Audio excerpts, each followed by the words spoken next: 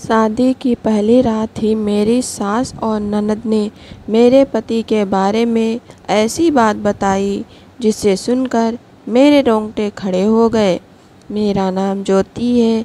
आज मैं आपको अपनी कहानी सुनाने वाली हूँ। आज ही मेरी शादी अमर से हुई है। शादी एक अच्छे बड़े घर में हुई है। पैसों की कोई कमी नहीं थी। मैं और मेरे पिता अपने आप को बड़े खुशकिस्मत मानते थे कि हमें ऐसा घर मिला है। सभी रिश्तेदार भी कह रहे थे कि ज्योति के तो भाग खुल गए, किस्मत वाली है। हम लोग उनके मुकाबले कुछ भी नहीं है। पिताजी के पुराने परिचित होने के वजह से मेरी शादी उस घर में हो गई। शादी के बाद मैं पहली बार उस घर में गई। घर में जाते ही मुझे पता चला कि वे लोग कितने बड़े हैं। घर बहुत बड़ा था। पहली बार था जब उनका घर मैंने देखा था। सब कुछ बहुत अच्छा था। सुहाग रात का समय आ गया, लेकिन उसके पहले मेरी सास और ननद मुझे अकेले में ले गई। मेरे समझ नहीं आया। मुझे लगा कुछ बात करनी होगी। उनके चेहरे उतरे हुए और डरे हुए थे, जैसे कि कोई बात वो मुझसे करना चाहते हो। मैंने उन्हें पूछा, क्या हुआ, आप दोनों इतने डरे हुए क्यों हो? मेरी सास बोली, बेटा हम तुम्हें कुछ बताना चाहते हैं, लेकिन तुम ये सुनकर हिम्मत रखना। साथ ही मेरी ननद भी बोली कि अब हम जो तुम्हें बताने वाले हैं वो बात हम तीनों के बीच में ही रखना। ये बड़ा घर है, यहाँ बात फैलते ज़्यादा समय नहीं लगता, और वो बात सबके सामने आ गई तो हमारे घर की इज्जत मिट्टी में मिल जाएगी। अब तुम इस घर की बहू और तुम्हें इस घर का मान रखना होगा। उनकी बातें सुनकर मैं सच में थोड़ा डर गई। मुझे समझ नहीं आ रहा था कि वो लोग क्या बोलना चाह रहे हैं। मैंने कहा, आप बताइए मुझे क्या बात है? मेरी सास बोली कि बहू, मेरा बेटा मर्द नहीं है। उनके यह बात सुनकर मेरे होश उड़ गए। उन्होंने कहा कि मैं जानती हूँ कि तुम सोच रही होगी फिर हमने तुम्हें क्यों फंसाया, लेकिन हमारी भी मजबूरी है। हम यह बात ऐसे बता नहीं सकते थे, वरना सभी को पता चल जाएगी। मेरा बेटा रात में अक्सर बाथरूम में ही रहता है। पता नहीं वह क्या करता। जब भी उसे पूछो तो यही कहता कि उसका पेट खराब है। कमरे में जाने के पहले अपने पति के लिए ये बातें सुनकर मुझे समझ नहीं आ रहा था कि मैं क्या करूं। मेरी ननद कहती कि तुम उससे बात करना, थोड़ा समय उसके साथ बिताओ, फिर उससे खुलकर बात करो। अगर कुछ हो सकता है तो हम ज़रूर करेंगे। हम तुम्हारे साथ हैं, तुम्हें अकेला नहीं छोड़ेंगे। सुहाग रात वाली रात ये सब सुनकर मैं अपने कमरे में जा रही थी। मुझे अब डर लगने लगा था। मैं कमरे में यही सब सोच रही थी कि मेरे पति अमर कमरे में आए।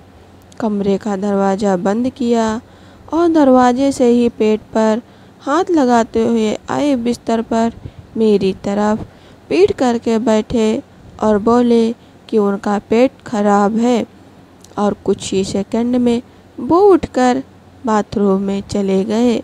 बिल्कुल वैसा ही हुआ जैसे कि मेरी सास ने मुझे कहा था। पेट खराब हो तो थोड़ी देर बाद वो बाथरूम से बाहर आ जाते, लेकिन वो करीब 1 घंटे तक बाथरूम में ही रहे। मैं बाहर चुपचाप अपने बिस्तर पर बैठी रही।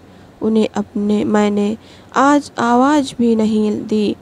बस यही सब सोचते सोचते मैं बिस्तर पर लेट गई। करीब 2 घंटे बाद वो बाथरूम से निकले। मेरा उनसे बात करने का मन ही नहीं था।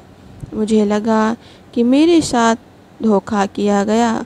वो भी चुपचाप अपने बिस्तर की साइड पर जाकर सो गए। सुबह में अपने आप को खुशकिस्मत मान रही थी और रात होते होते अपनी किस्मत को कोसने लगी। सुबह में जल्दी उठी और बाथरूम में गई।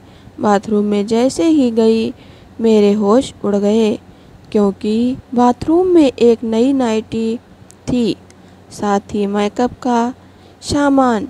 ये सब क्या था मुझे समझ नहीं आ रहा था।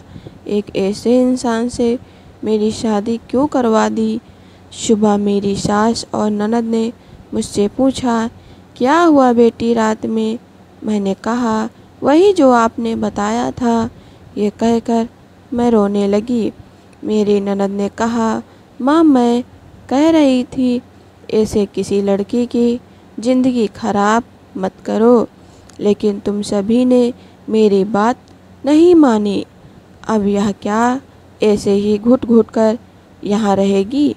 मेरी सास बोली कि बेटा तू जो भी फैसला लेगी हम तेरे साथ हैं, लेकिन तुझे ये वचन देना होगा कि यह राज तेरे मुंह से नहीं निकलेगा। तब असली रात फिर वो कमरे में आए। मुझे अब उनकी तरफ देखने का भी मन नहीं हो रहा था। मैं चुपचाप अपना बिस्तर करके अपनी साइड पर सो गई, क्योंकि अब बात करने को रखा क्या था। उन्होंने भी अभी तक कुछ बात नहीं की, उसकी वजह भी मैं जानती थी। थोड़ी देर वे बिस्तर पर बैठे रहे और फिर उठकर वो बाथरूम में चले गए। मैं समझ गई थी कि वो क्या करने गए हैं। थोड़ी देर बाद बाथरूम से चीज़ें गिरने की आवाज़ आने लगी, कुछ टूटने की। थोड़ी देर बाद आवाज़ रुकी और इस बार वो जल्दी ही बाथरूम से बाहर आ गए। आकर बिस्तर पर सो गए। हमारे बीच कोई बात नहीं हो रही थी। मैं तो ये सोच रही थी कि क्या मैं करूं।